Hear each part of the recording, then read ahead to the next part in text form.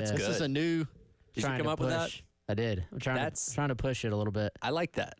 Colin Murray basketball. That really got Tyler's CMB. interest. Get that trademarked like immediately. Trying to get it going a little bit, but yeah, that'll be good. And number 11, I thought they might ease into the top 10, but well, for some people they did. Some rankings right on the cusp. Luckily, nobody forgot to rank them this time, so they have everyone's attention at this point. But hey, you use all the motivation you can get. Now, hey, these guys don't want to rank as top 10. You know, like you've played the Kirby Smart, Dabo Sweeney, nobody respects us card all year long. Let's just keep it going. Well, a team that you beat pretty handily, Tennessee, is 3 spots ahead of you with a worse record at 17-6. There's some motivation right there. Print that out. Print it. And Andy Katz has the Gamecocks number 8. Tops in the SEC. Alabama, Tennessee right behind. So this is what is the narrative? I realize that Auburn got whooped by Florida. A place that they've not won in 26 years, I believe. 97 was the last time they won down there. Yeah, lost pretty handily there. They were, with 14 minutes left, they were losing by 29 points. Yeah, wasn't pretty. They ended up tightening it a little bit, but they just got beaten in every single facet. Now, if you're a South Carolina fan, I'm not sure if you like that. You know, Auburn doesn't turn in that type of performance very often. And Auburn has not lost at home this year either. That's a tough place to play you're going into tomorrow night. But if I remember correctly, Tennessee was unbeaten at home before they went to Knoxville a couple weeks ago, so not impossible. They were. Do y'all remember that record I pulled? It was like 42-2. Yeah, something like that. I think it was. It gone back well into last year, like early in conference play. I think they had lost a game, but yeah, they were on a hot streak at home, and South Carolina obviously into that. We shouldn't doubt anything about this team, no matter who the opponent is. I've even said this: if they rematched with Alabama tomorrow, I think that's a much more competitive game than what we saw in Tuscaloosa. Yeah. Especially if they were to have the home and home. If they were to play them in Columbia, yeah. I mean, at this point, South Carolina's lost one game at home, and so I mean they've got. I mean, they've only lost 3 in total, but they've got quite the home court advantage that has developed here in Columbia. So I would love to see that matchup actually at this point, because to kind of lead it into what we're about to talk about next segment, I think CMB just raises the ceiling of what this team could maybe be. I mean, we knew early on when they were beating some of these teams that maybe weren't quite as highly thought of, but South Carolina kind of needed. I think this season played out exactly the way it needed to play out, because they needed some games early on to build confidence. They needed games early on to stack wins. And even though, as we've talked about, this is a veteran team, they weren't a veteran team together. So that allowed them to grow. And I think we all talked about it. We all anticipated, hey, once Colin Murray Boyles gets back to his full health, this guy's going to make an impact on this team. Now, did any of us think it necessarily was going to be to the extent we're seeing right now? You know, maybe you did. Maybe you're an AC Flora fan and you just have seen what the guy can do and you were all about him. The players tried to warn us. Contacts around the program tried to warn us. But even then, what I had established in my head as being what I thought he would probably do based on the things we were hearing, he has exceeded that, I would say. Definitely. I mean, I thought he was going to be a guy that was going to play and show flashes and make some plays. I mean, this has been above and beyond, you know. And if you paid attention during recruiting, I mean, what is this? His On3 industry ranking, which is the weighted average of all the major recruiting services, he was 105th nationally. So, this is a highly recruited, pretty highly touted guy. But CMB's playing one of the best freshmen in the country. Like, if you saw him and you told somebody who watched him play, that kid was is there even a limit? You could have been like, that was the number 1 player in last year's class. I'd be like, oh, yeah, I can see that. Sure. I mean, that'd be no surprise whatsoever to me. I go back to what we were talking about yesterday. Like, you see the growth over the past couple weeks. You see what he can do. the natural talent, and then you think, okay, this is someone who can also shoot from outside, we've been told. This is also Secret weapon. We've also been told, or not been told, we know that he missed the first part of the season because he's out with mono, and it took him a while to kind of get back. Remember, the Clemson game was the first time, that really he was in action, and he was kind of feeling his way around. He's just rapidly improved, and it's super impressive. I was thinking about this the other day, and I don't know if I'm ready to go this far because what South Carolina basketball player in the modern era is more talented than Colin Murray Boyles? And I'm including GG in that, who just got a 4-year deal in the NBA.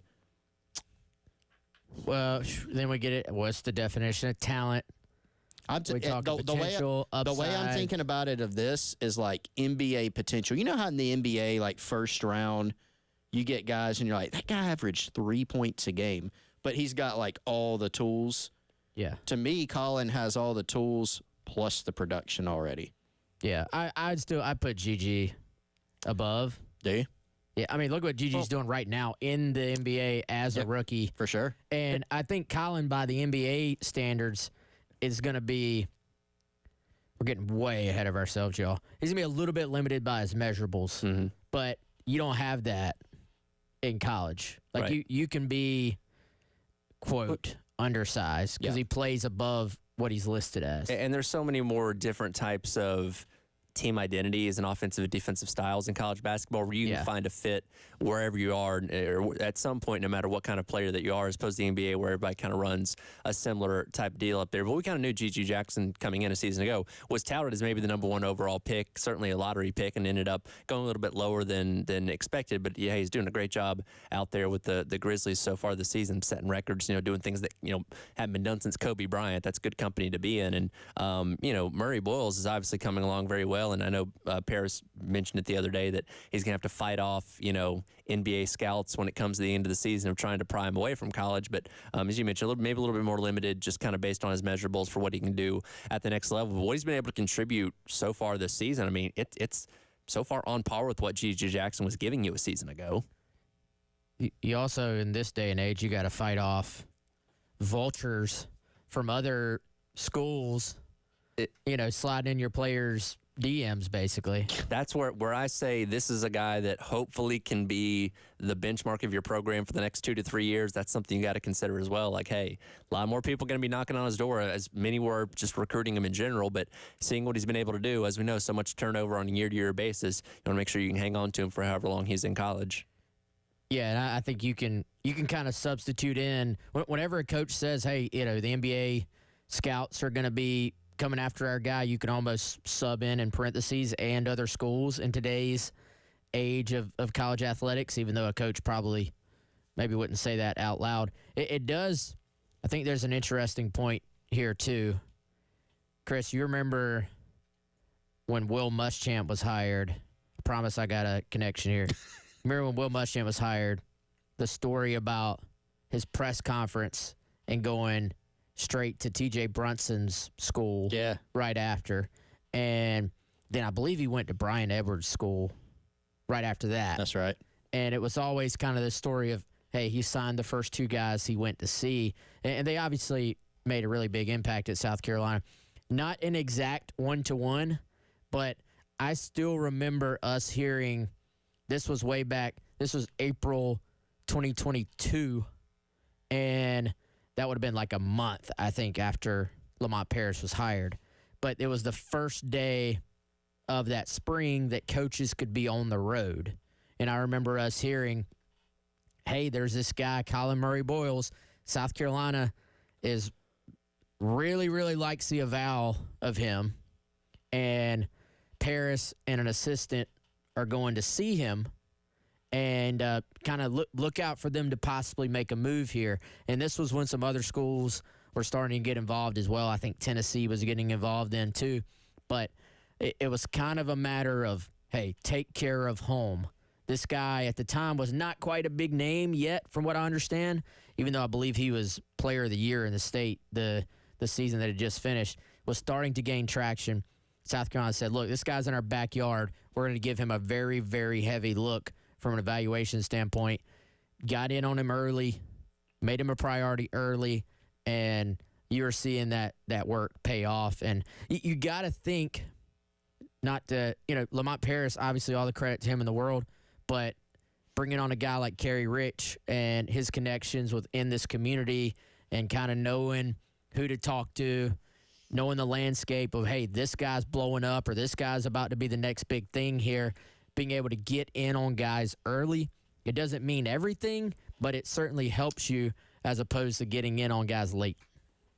We'll continue this conversation about Colin Murray basketball with his former high school coach from AC Florida, Josh Staley, coming up next. It is the Gamecock Central Takeover Hour presented by Firehouse Subs here on your Tuesday morning on The Game.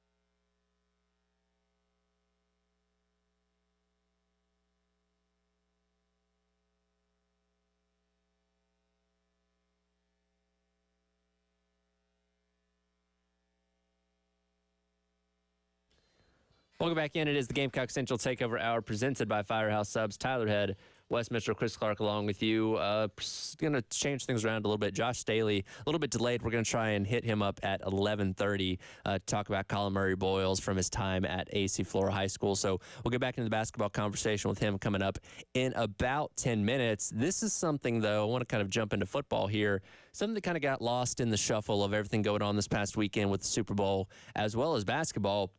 But Chip Kelly, who was set to return for another season as the head coach at UCLA, decides to leave. And look, he would have been on the hot seat going into this season. Very surprised they decided to retain him for another year as it was, because he seemed to be on the way out at the end of the last season before beating Southern Cal handily in the final game of the year for them. But he's decided to take the offensive coordinator position at Ohio State. So, and this is just one of many moves that we've seen across the landscape of college football since the season ends. We saw Jeff Hafley take his opportunity to go to the Green Bay Packers in the NFL, which, you know, he said he wanted to go there so he could just focus on football and not worry about all the other aspects of everything going on with being a head coach. And now we have, you know, a guy that's been only a head coach for the better part of the past 20 years, now deciding to go back to the coordinator route with Chip Kelly working for the guy that he taught about how to be an offensive coach from their time at the University of New Hampshire. And, you know, it's just kind of one of those interesting trends that we're going to continue to see across the landscape of college football, with some of these guys maybe not wanting to continue to take on all the tribulations of being a head coach and maybe focus a little bit more on the areas of expertise like offense. I don't think we ever would have seen moves like this even just a few years ago, but you kind of look at this landscape and it kind of makes sense. I mean, if I'm Chip Kelly, first of all, the added context is, like you said, he is on a hot seat. Yeah. And, wasn't it reported that he was out, that he was being fired? He was going to get fired. It seemed like a sure thing in the closing weeks of the season, and they turned face again after they beat Southern Cal pretty handily. But, yeah, he would have been on pins and needles going into this year. Do you remember who reported that? No. Nope. I don't either, but Chris, can you imagine? Like, I kind of get knots in my stomach just thinking about, because it was probably sourced up pretty well if you're saying that. And then somebody coming back to you and being like, hey, you remember how I told you we were about to get rid of him? We're not anymore, and you're going to have to wear that one. That's tough. That would be tough. But it was, I guarantee it was probably. They had a great. It was probably very well sourced, but it just changed. But if I'm Chip Kelly, dude, I'm Chip Kelly. You don't fire me. Right. Like, as far as him as a college coach, I still think he's one of the best minds of all time, certainly of modern college football. So now I can go to Ohio State, which has one of the best rosters that NIL can attract, and I get to work with these guys and not have the pressure of being an actual head coach and dealing with all this other stuff. I'm just getting the benefits of NIL. Dude, sign me up. And he's probably, I'm sure it's out there. I'm sure he's making probably $2 million. At least. To be their OC. That's, that might be the best job in football right now. Mm-hmm. Yeah, they're going to have talent. They're going to be loaded with talent every year. To go back to your point about the reporter perspective, like it was more stretched out and not really the same. But like I remember in 2020, remember that was the COVID year of football, and we were told very strongly there was great information based on a variety of factors that it really didn't matter what happened that season. Will Muschamp was safe. Mm. And that had been communicated behind the scenes. Well, what happened? It changed.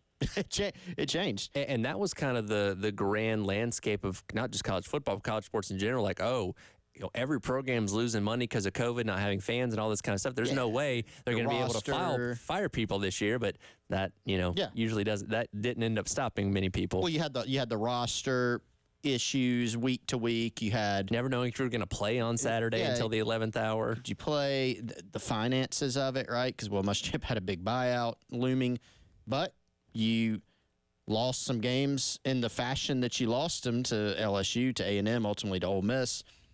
it became an unsustainable problem. And so, but at that time we were able to turn the info around. But it was kind of a weird thing to go back and think about.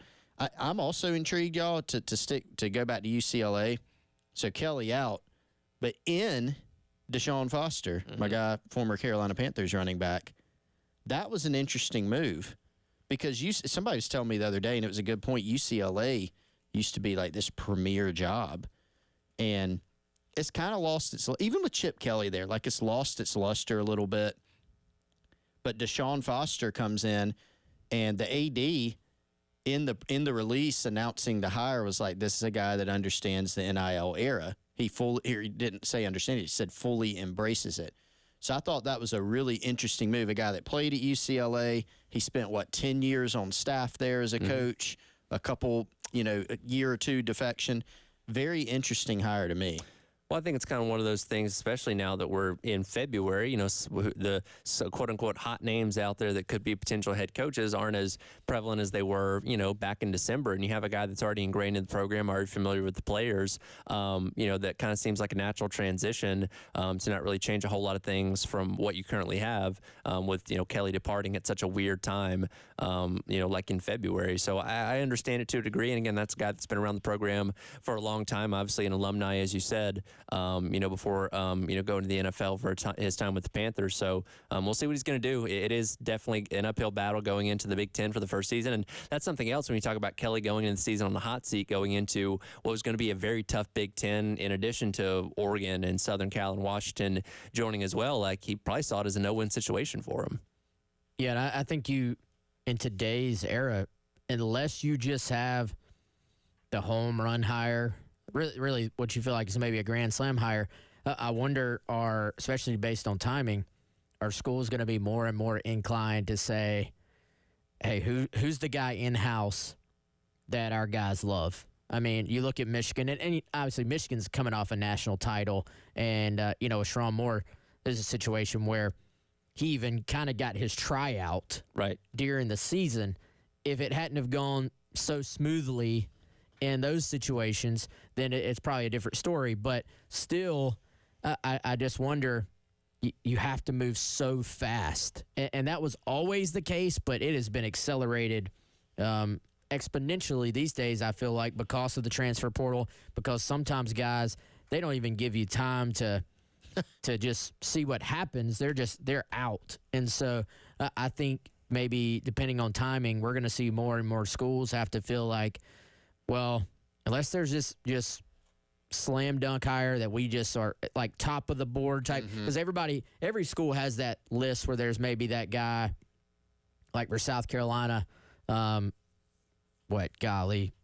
years ago, you're sitting there and we're going to go get Steve Spurrier. Yeah. And everybody's going, what? Like, if that hadn't happened, then you get down to like the realistic names. For South Carolina, they were able to land it in that case. Well, other than like kind of that just no-brainer hire, maybe you look a little bit stronger into in-house options right now, which there are pros and cons to that as well. Yeah, I mean, if you get down to past your top two, you're just going, is there really that much of a difference at this point? And then you pull the trigger, because the flip side of that is a lot of problems with the portal, with recruiting. You got to get on it nowadays. Your clock's ticking. It's funny, whether it's choice number 1 or choice number 7, that introductory press conference. It's always choice number 1. We got our guy. That's who we wanted from day one. It's like, well, what about the 4 other guys that turned down the job offer? Nope, this is our guy. That's who we wanted. That's how it always works. That was just the media, Tyler. They don't know. You guys don't know anything. You guys aren't insiders. What are you talking about? They don't know nothing. We'll try and get Josh Staley on the line, talk a little bit of Colin Murray basketball coming up next. It is the Gamecock Central Takeover Hour presented by Firehouse Subs here on The Game.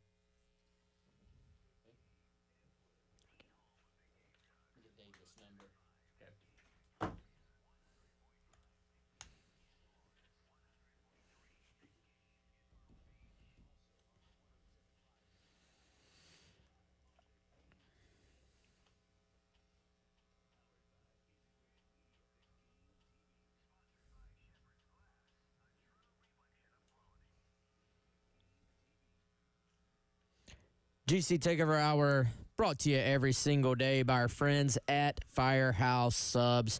Head on over to firehouseSubs.com or just download the Firehouse Subs app. Avoid the wait. Order online. Order right now with the Rapid Rescue. You're going to get points every single time you order. Maybe you already got a favorite Firehouse sub that you've saved in there. Let me tell you about something that's a little bit new, the Chicken Parmesan Meatball Sub with savory chicken meatballs, bright marinara, shaved Parmesan, melted provolone, and this puts it over the top. The crispy Italian seasoned breadcrumbs, all on a toasted garlic bread roll. But guess what? You got to act fast because it is available for a limited time only. It is almost lunchtime. Why not order from Firehouse Subs and get a delicious toasted sub right now by hitting the Rapid Rescue either at firehousesubs.com or the best way to do it, in my opinion, download the Firehouse Subs app.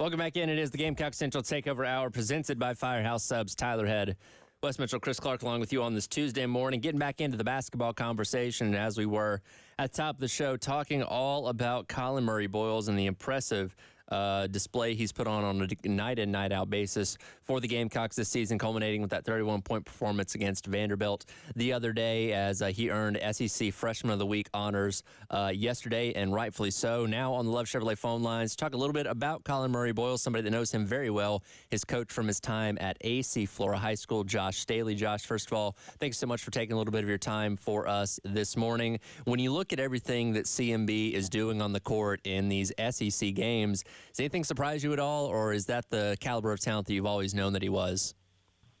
Now, I always knew Colin was a very talented young man. So it was just waiting for his opportunity. He's been putting in a lot of work over a course of time, but I'm not shocked at all. Hey, Coach, it's Wes. Appreciate you doing this, man. What more can you tell us about Colin, just maybe in terms of the things that aren't so obvious just watching the game or even watching highlights? I tell you, I've been so impressed just watching him without the basketball and how he always seems to be kind of in constant communication with his teammates. He seems to, even as a freshman, be directing traffic at times. Has he always sort of had that on-court just basketball IQ and always been such a communicator, or is that something that has kind of come along as he's matured in the game? No, that's been there since I've known Colin, since he was a little boy, a young kid. All of what we're seeing now is an accumulation of the work that he's put in over the years. Colin has always had a great feel for the game. He's always been around the game. His brother played at a high level. His brother is a professional now. And James takes a really, really big part in Colin's life. So he's been able to learn the game for a very long time. But, like, all that communication, all of the great feel on the game and being an anchor, that's been him since I've known he's been playing the game. So it's just now that the world and the nation is getting a chance to see it. Coach Staley, Chris Clark here. Thanks for joining us. I want to go back to the recruiting process. We were reminiscing on that a little bit in the last couple segments. Tell us what you remember, if you can, about Lamont Paris's pursuit of Colin, how that came about, and what you saw from this South Carolina staff during the recruiting process. I think Colin has been raised to be a very humble young man. He has two great parents, in Sean and Yvonne, and like I said, his older brother James plays a very integral role. But the recruiting process wasn't very hectic. The traffic picked up very heavily. It was Power 5 schools in and out of the gym. But with that being said, South Carolina let them know they really wanted him. Lamont did a great job of establishing a relationship with him. I thought Kerry Rich did a great job of laying some bridges and foundations so the relationships could be established. And Colin knew where he wanted to be. His parents were comfortable with it. And that's why it wasn't a very long process. And you could see that it was a great fit because he's doing very well now. Again, talking to Coach Josh Staley, who coached Colin Murray Boyles at AC Flora High School. We talked so much about this team and the veteran experience they have coming into this season when Lamont Paris really hit the transfer portal, bringing in guys from all over that just played a lot of basketball at a lot of different places. And with Colin Murray Boyles coming in as a true freshman, he seems to have slid in naturally with those guys in the starting lineup. And you mentioned his maturity. How much is that, in your opinion, been able to translate over to sliding in with guys that have been around the game for 4 to 5 years at this point in time? Man, Colin is such a great person. Like, he has an old soul. He's been mature for a very long time. His insides are very, very good. He has a good heart. He's a high character kid. So it's not going to be hard. I knew that the transition wasn't going to be difficult for him. All he had to do was learn Coach Paris's style, his tempo, what he expected from him, and establish his role. So it's not a surprise at all that he's sitting in with older players that's been playing at that level for much longer than him, because Colin, he's such a coachable young man and a great person. So I knew it was going to be easy for him. Hey, Coach, I think they were talking about this on the broadcast the other day, or maybe Coach Paris mentioned it on his call-in show, but does CMB have a little jumper at his disposal as well? They were talking about how in practice he can actually extend out a good bit more than what he is currently asked to do within the scheme. Does he have even a little bit more to his game that maybe the college basketball public has not quite seen yet? Oh, there's a lot to his game they haven't seen yet. His jump shot might be the most polished part of his game.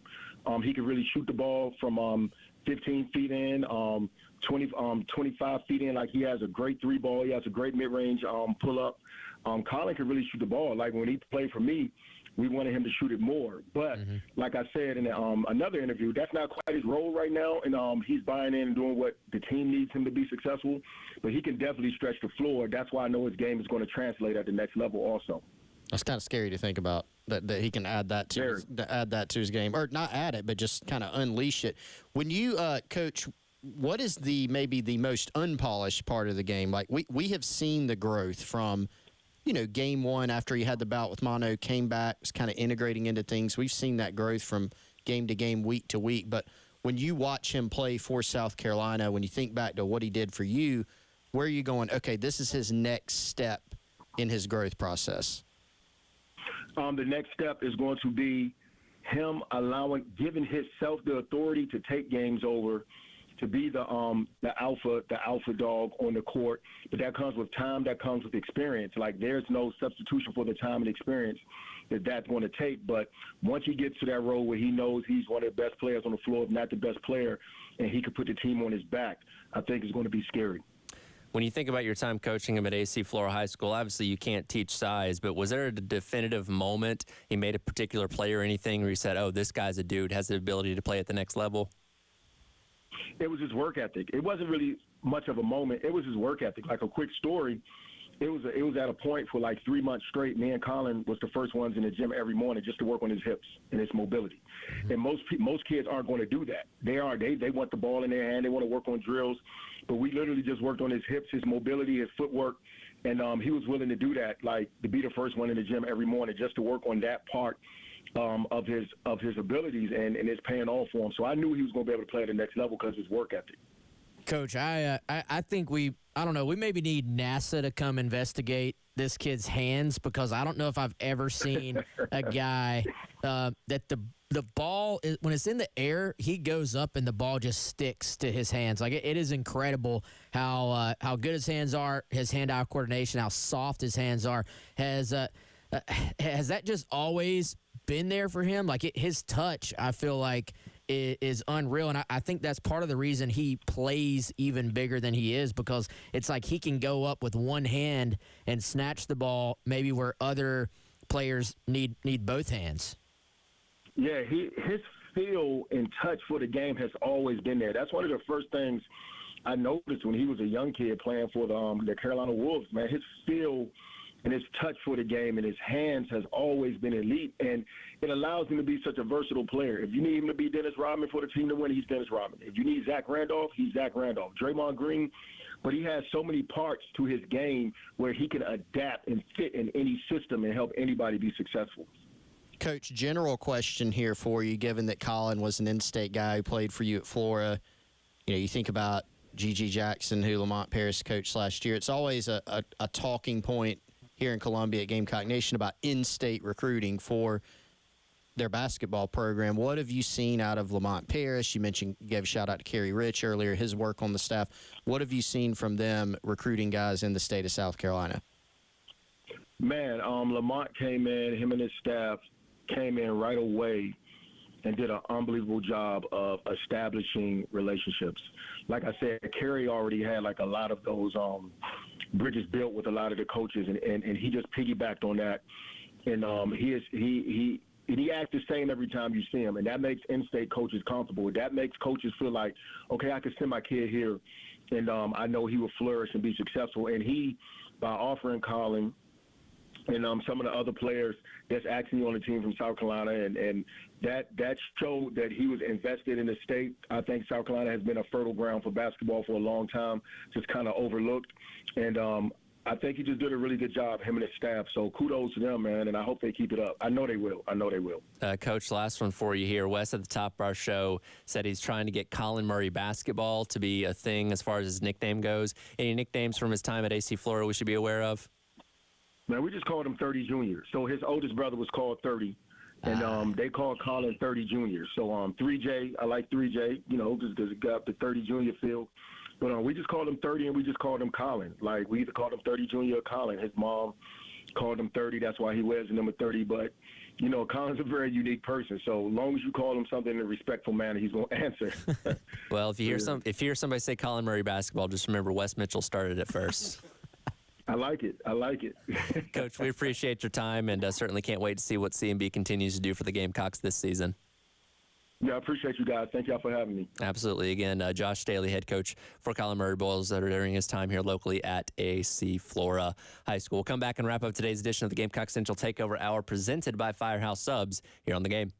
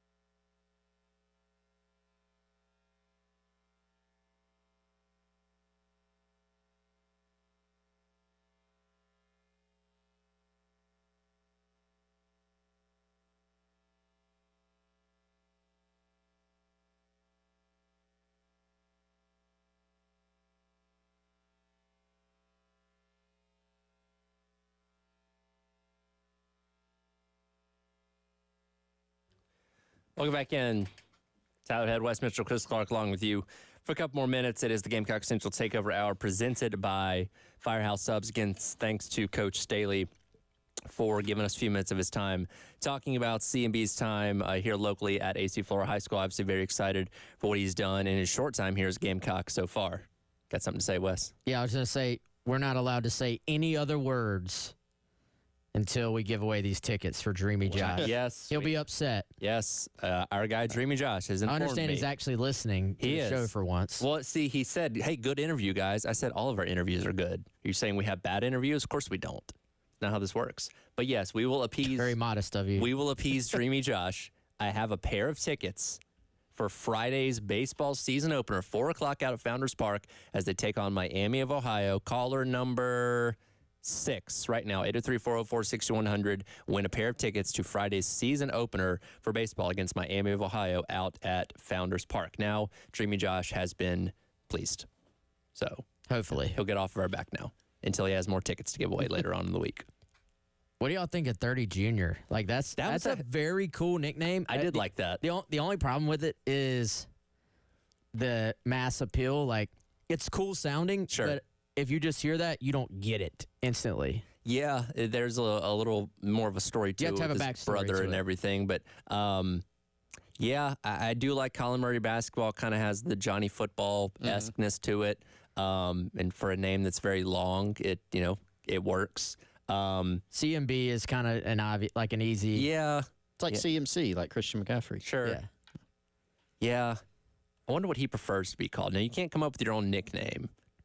I feel like Colin Murray basketball. Maybe it's not like a nickname. Like you don't call him that if Sure. you're his friend. Sure. But I feel like from a sports standpoint, Yeah, from the fan consensus, it could take off. Sure, I think it could. I think there's potential there.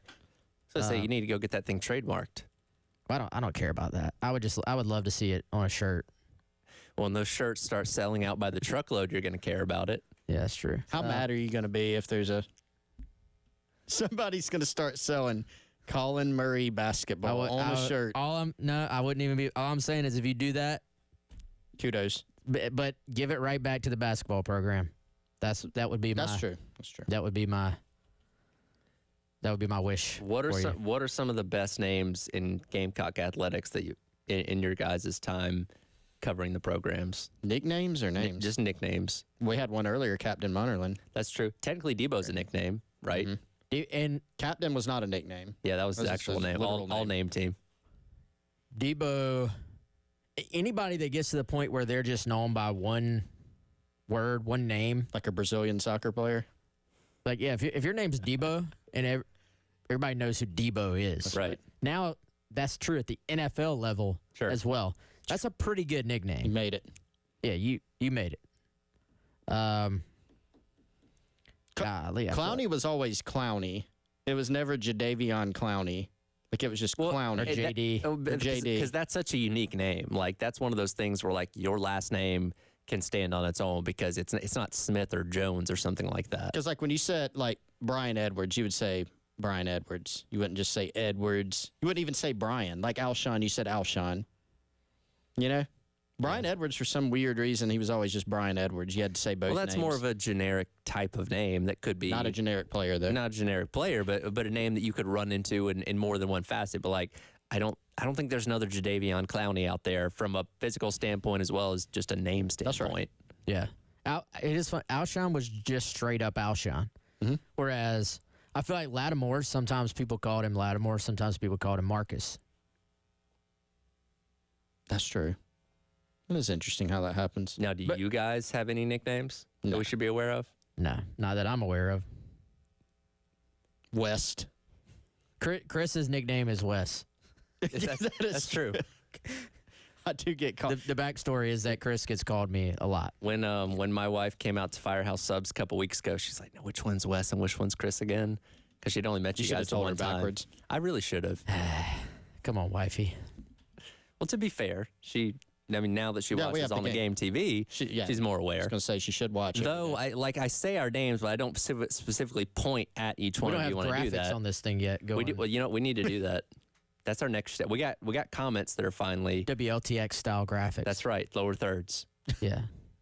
We'll work on that. I do get called another. Speaking of phenomenons, I get called Wes often.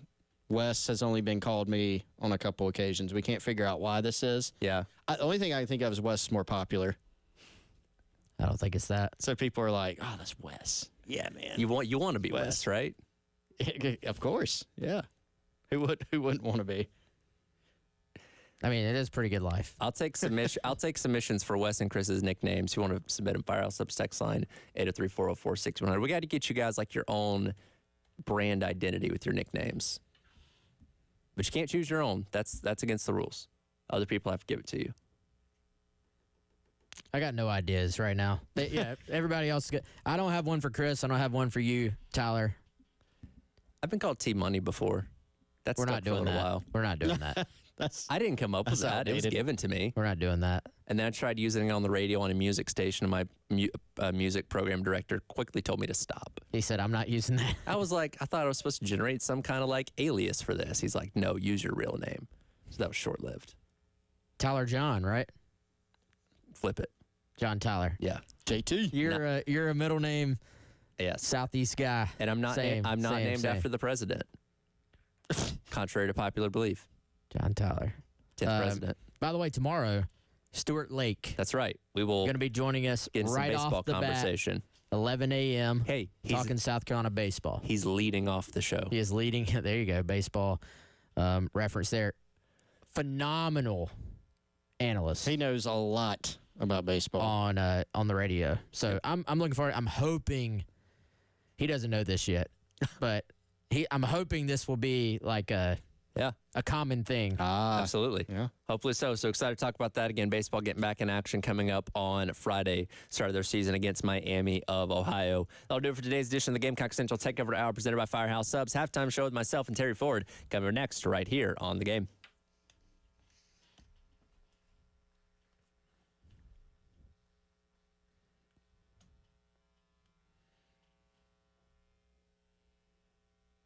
We got one more great sponsor to tell you about. It's our friends at Classic Roofing.